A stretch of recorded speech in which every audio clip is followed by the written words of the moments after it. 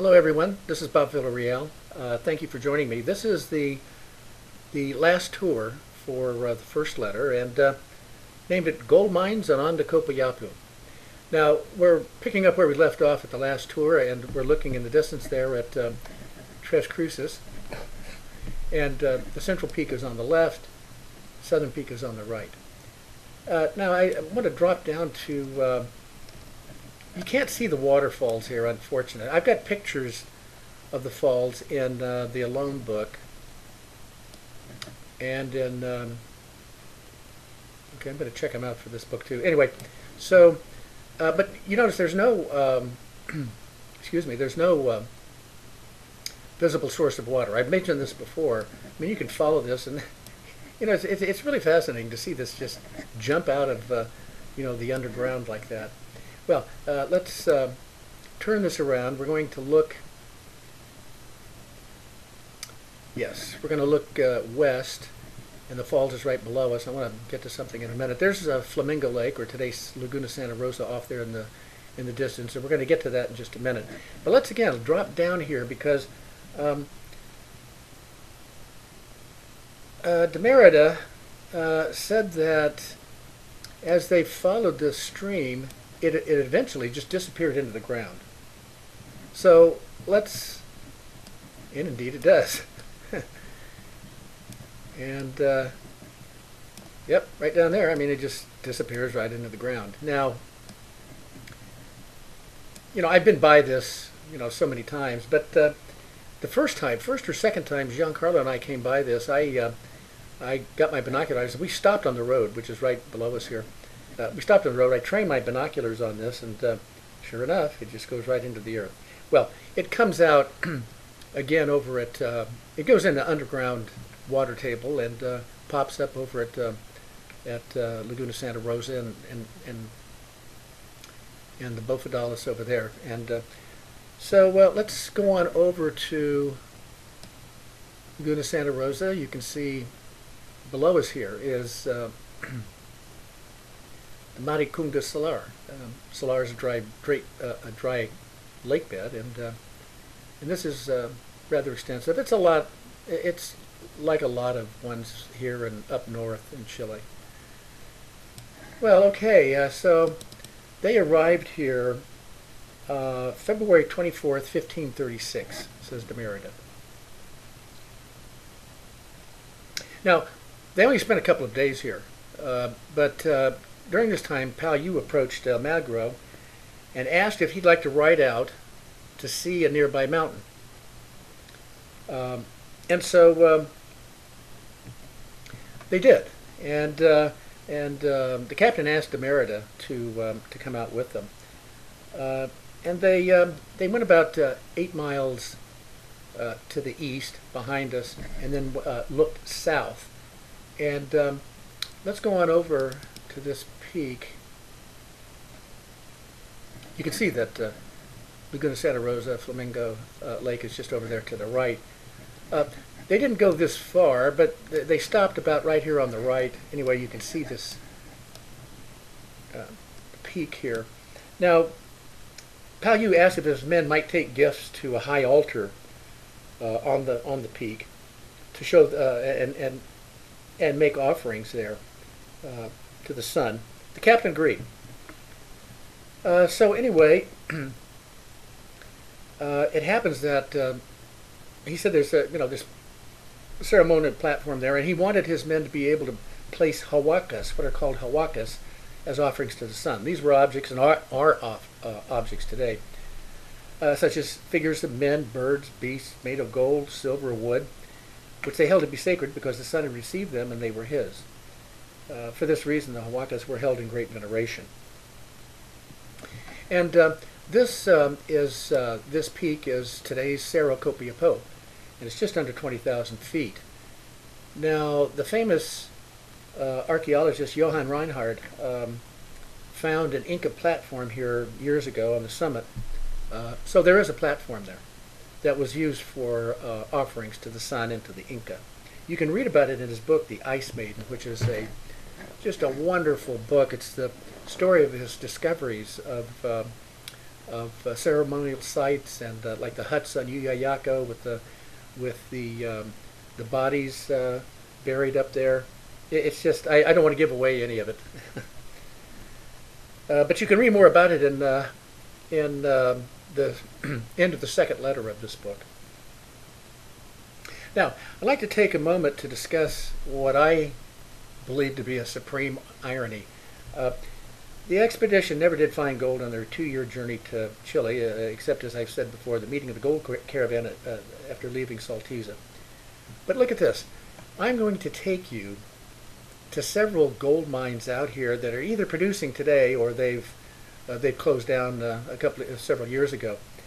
But the point is that gold was all around these guys when they came across the plateau and then on down to Copiapó, right at their feet. And of course it was underground, they didn't know it. But let's go over here just a little ways up here. This is Mina Marte. I mentioned it several times in the Lone Book, and this is it. It's abandoned today. They closed it quite a few years ago. I was by this several times when it was still working. In fact, Giancarlo and I stopped here for some reason. I don't know what it was, 89 or 90, something like that. I can't remember. He had some questions for somebody, one of the supervisors, and I can't remember what that was. But it closed, let me see.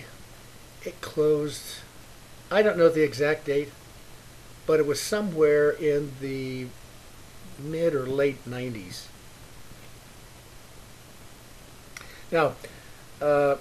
Now these mines out here, these gold mines out here, they pretty much operate the same. I mean, they extract the rock from a site, crush it, and use some combination of gravity and froth flotation to perform an initial separation of gold from the rock. Now, that operation was performed right here. See this rectangular pit here?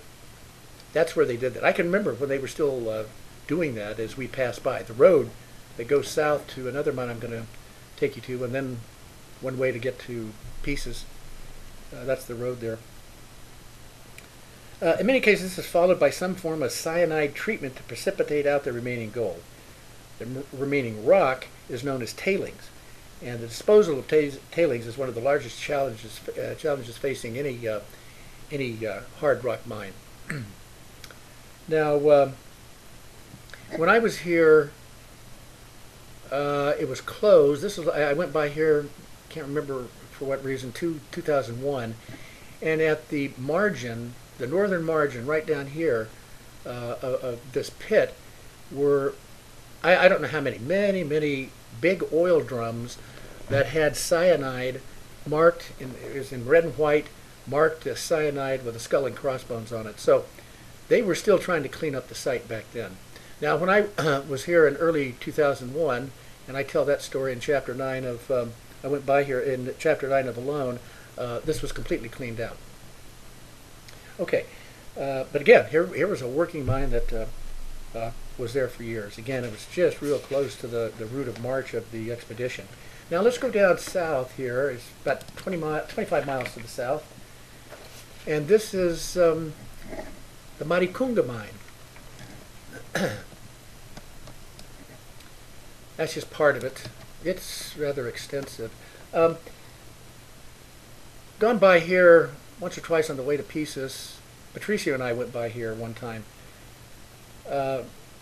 This mine opened around 1995, but then closed several years later when the price of gold dropped. Then it was reactivated when the price of gold started shooting up again. And so today it's still producing gold. I don't think it's at the same level as it was when it first opened. I think they got half the workforce there. It's like 200 guys or something. But it's working. Okay, now we're going to go up close, back close to Flamingo Lake, Laguna Santa Rosa, on the western side of Cerro Copiapó. Okay, and I want to show you some working mines. Well, a working mine that has several parts to it. This is it right down here. And you know, I don't know the name of this doggone thing. You can see the buildings there, and the road that goes by it. Patricio and I went by one time and stopped and said hello to supervisor at the gate. There's another part of the mine below us, and then here's some more of the mine up here. Now this is a working mine, and so now we're going to come back around. You can see how close we are to Laguna Santa Rosa. Again, these poor guys, if they would have known what was below their feet, my goodness. Okay, now let's go north from Laguna Santa Rosa. Not too far. This is only about 5 or 6 miles. And you can see all the water. See, this is water at the Rio Lamas that went underground back behind us. Here's where it pops up, see? But this is the site of another mine. This was an abandoned mine. I drove by here. You can see it down there. It's been the site has been completely stripped. But it said something. I couldn't read it, and it said, you know, Spanish gold mine.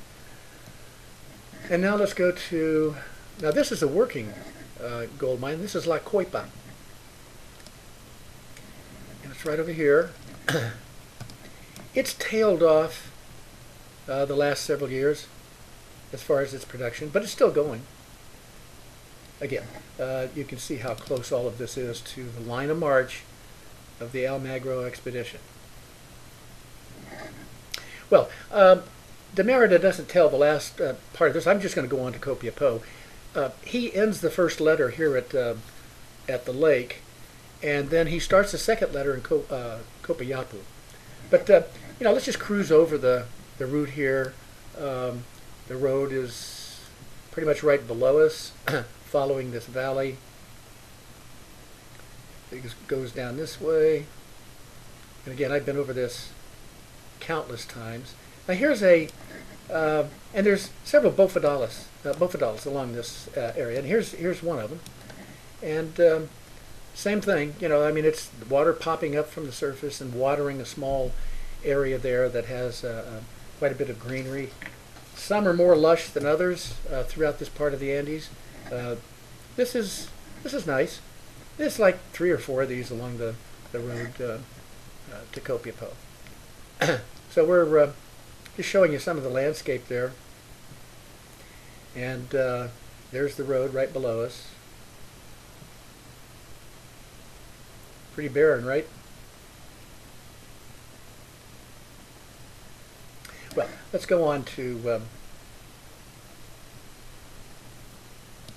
Copiapó.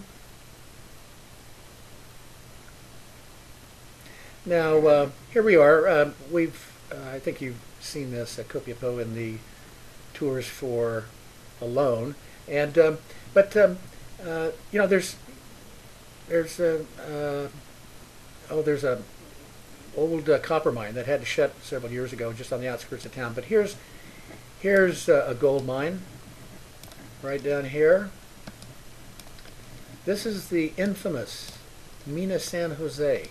This is where the 33 miners were trapped in October 2010.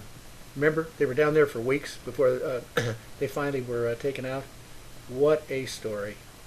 What a story. Those poor guys, at least they got out. And again, this is only like 20 miles on the outskirts of Copiapó. So the whole point of this last segment was, the mining segment was, hey, they were so close to gold and yet so far away from it. Well, thank you for joining me for this tour. The next one will be the first tour for the second letter.